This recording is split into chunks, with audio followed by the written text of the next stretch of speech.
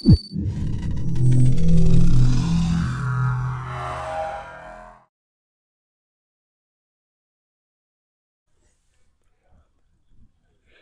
to the Wrestling Replay. It's Cato here with the WWE Monday Night Raw and Smackdown Replay of the week. Now, this week I'm trying to do things a little bit different and put Raw and Smackdown on one show because the Smackdown videos are a little bit shorter. Raw normally has a bit more going on with 3 hours being the show total. So, of course, those videos are a little bit longer. So, this week I'm going to try to combine them both. And if you guys like that format, we'll continue to do it like that. Or I will just, go ahead and continue to break it up Raw and then SmackDown video like that. Only problem being you would have to wait until Friday to get, or Saturday to get to the Monday Night Raw.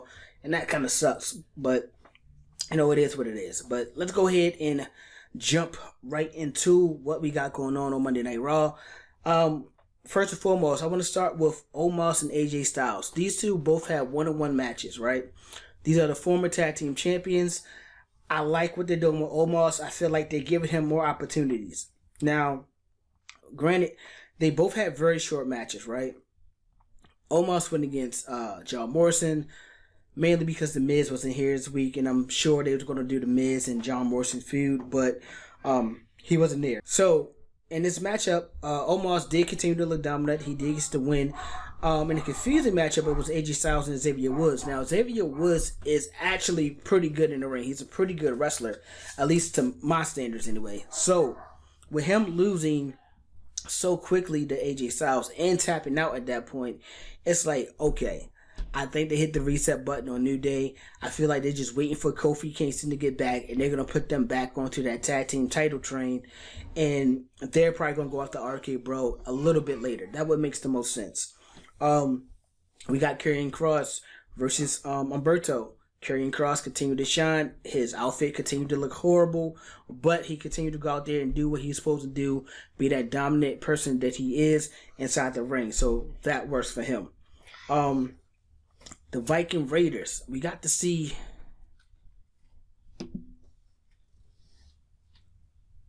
about. Can I be on video? Huh? Can I be on video? Not this one. You can, but a little bit later today. Why? Because I said so. Be quiet. The Viking Raiders, they went against Jinder Mahal and Veer.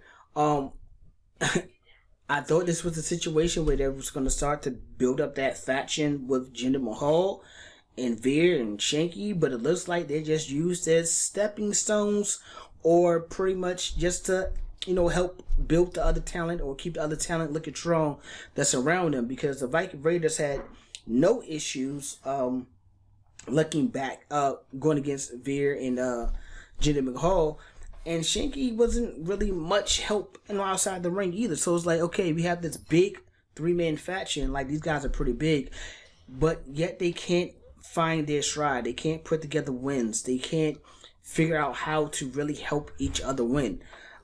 Which to me is like, okay, why is this tag team even together in the first place? That's just my honest opinion. Now, speaking of tag teams, this was pretty cool. So, in the opening segment, we had a situation where, a whole bunch of matchups was made. A whole bunch of matchups, championship matchups, and we actually got to see RK Bro versus Bobby Lashley and MVP for the tag team titles in the main event. Dude, this was a really good matchup. I'm surprised that MVP was actually wrestling, because he appears to have a true legit injury, but it didn't hinder him too much. It didn't slow him down too much, but he was the one to take that pinfall loss for his tag team. Now, I do like that for the fact that they kept the champion looking strong. They kept Bobby Lashley looking like, the dominant figure that he should be, especially as your WWE champion. Now, they was advertising the Sheamus and Lashley match. Like, everywhere I seen, it was like, this match is going to happen on Monday Night Raw. And I'm for it. I think that would be a very good, hard-hitting matchup between the two. But it didn't take place. They decided to change up exactly what they was going to do, and I don't mind it. That's probably that Vince McMahon 1 hour 30 minutes right before the show's ready to start. Let me go ahead and rewrite everything that's going on. And this is one of the ones I like. He got right. This is one of the ones he got right. Yeah, Dang, I really like that. I really like that whole opening angle with the tag champs, with Lashley, MVP, Damian Priest, Sheamus, Drew McIntyre. It's like you have all your big heavy hitters, and it's kind of showing you like, look, these are my guys. These are the guys I'm running with. These are the guys that's going to be carrying that Raw flagship. So let's put them all in the big mix together, and let's see what they can do. We got to see Damian Priest defend his United States title against Sheamus and Drew McIntyre in the opening match of Monday Night Raw. Dog, that is a pay-per-view matchup right there. To see that opening up Monday Night Raw, getting the crowd hot, Damian Priest actually being able to pin Drew McIntyre, that says a lot, because Bobby Lashley hasn't been able to do that by himself yet. But he pinned Drew McIntyre. I'm hoping we can get a Drew McIntyre Damian Priest situation going on. I think that would be a really good feud between the two. Two really good big men. I really wouldn't mind that. But I feel like the Sheamus and Damian Priest storyline may continue just a bit longer, especially for the fact that Sheamus isn't the one who lost the matchup. Alright? Now, let's go ahead and jump to the women's side of things. I had to say this for the end of the video. I had to say this for the last topics we're going to get into. So, we did see Rhea Ripley defeat Shayna Baszler, right?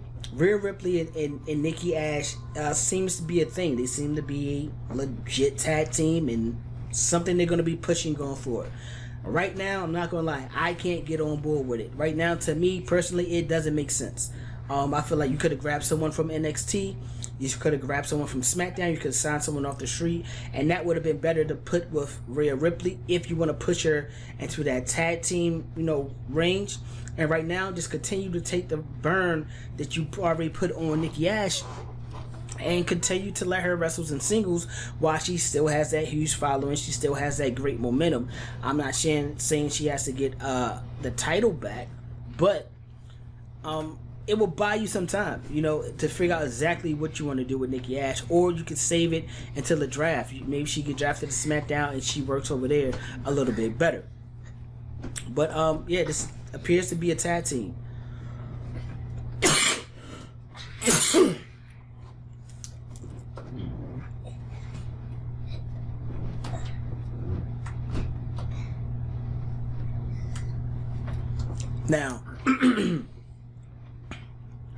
Now on to, the talk of the week, essentially.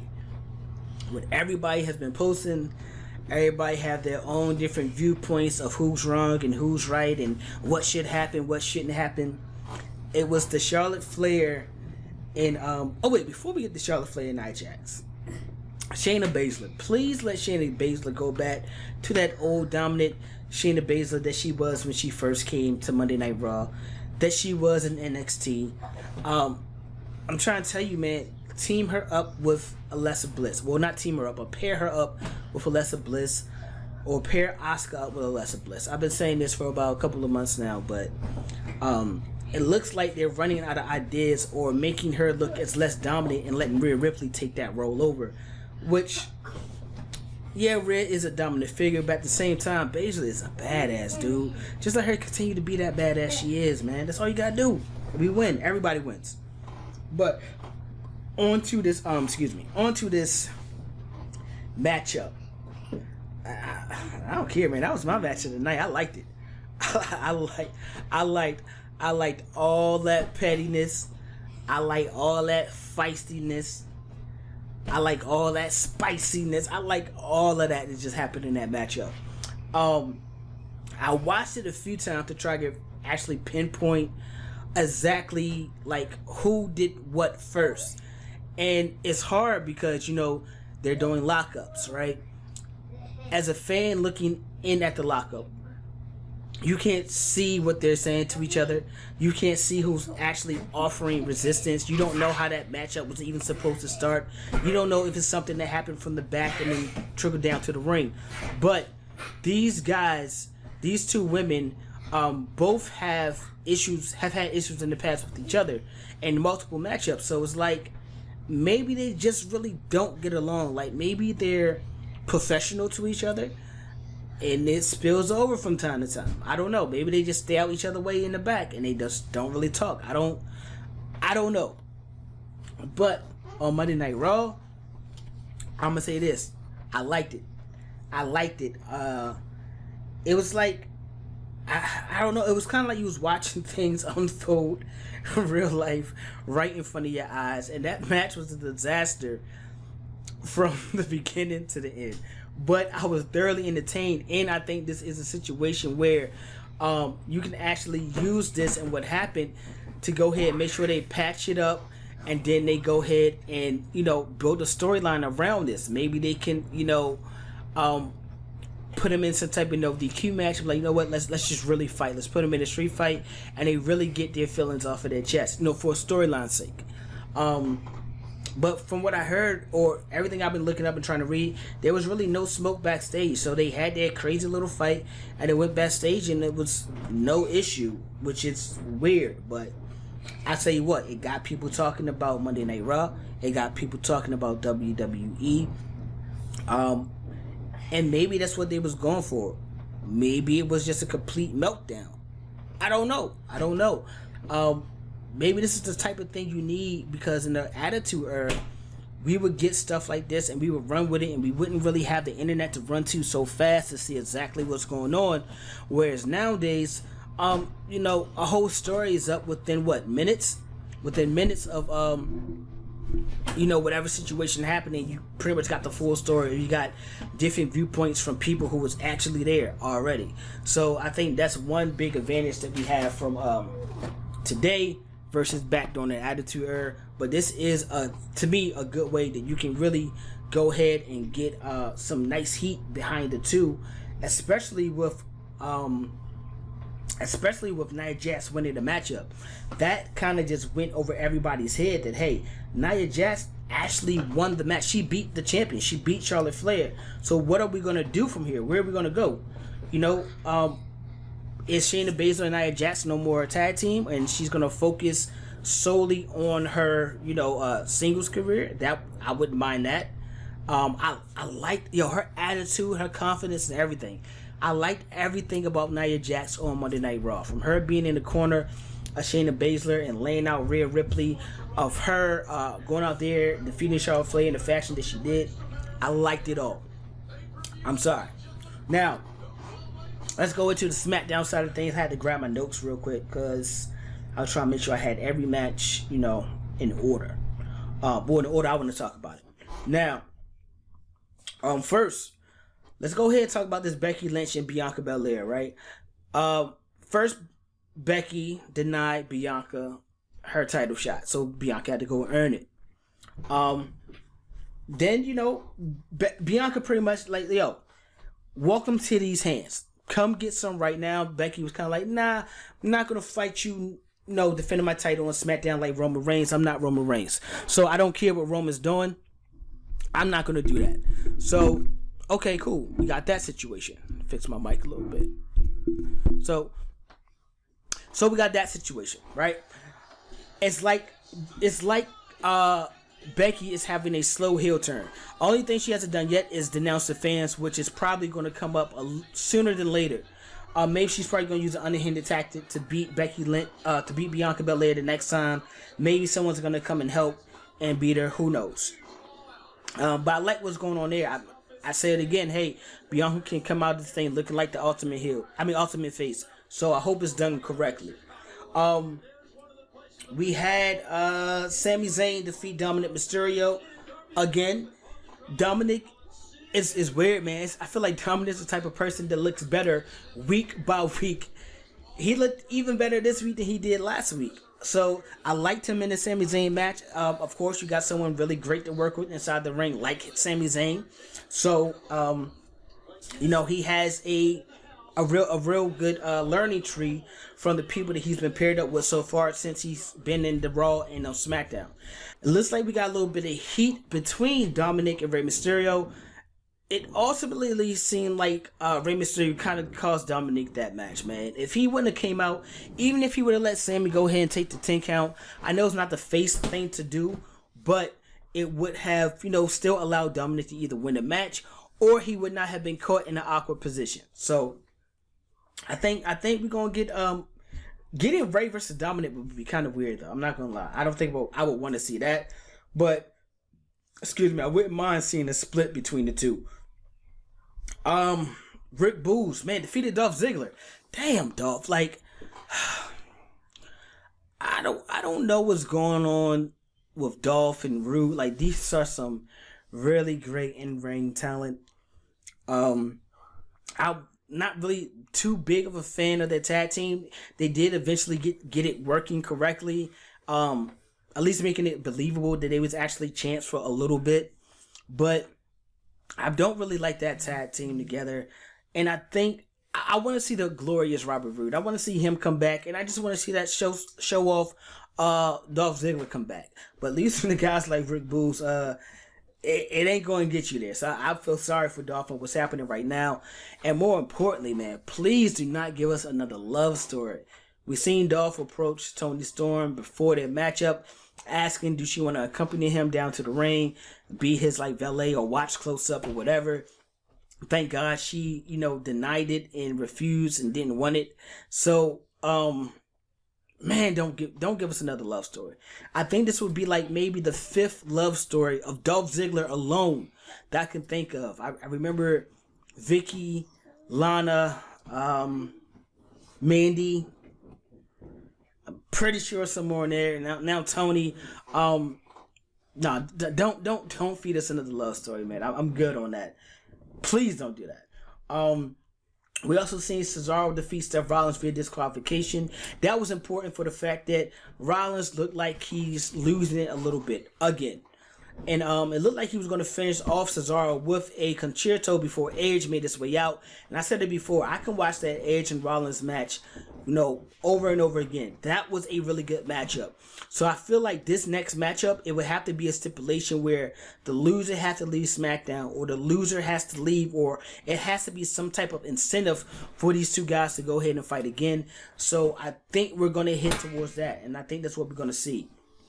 Now, the storylines I really got to get to, baby. Now, we got the Street Profits defeating the Usos via disqualification, may that be. But more importantly, with the Street Profits defeating the Usos, we know we're going to get the Street Profits and Usos for those tag team championships.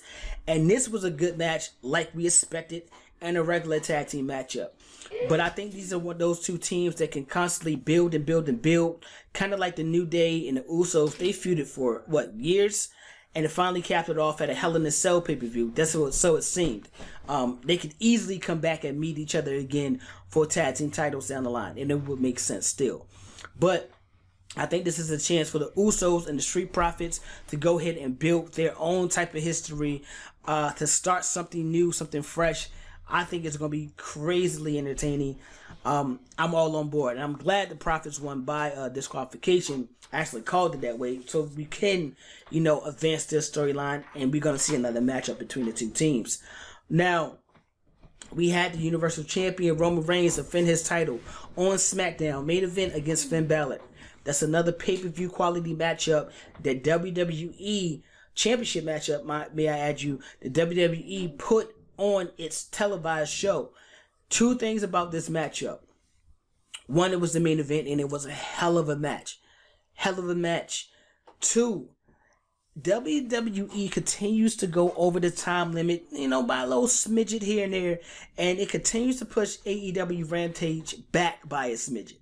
So, I don't know. I like the pettiness. I'm going to continue to watch to see what's going to happen when Brock comes and him and Roman is fighting and then it goes 5 minutes over. Because I'm not turning that channel, or the Street Profits and the Usos are in the tag team championship match in the main event and it goes 5 minutes over.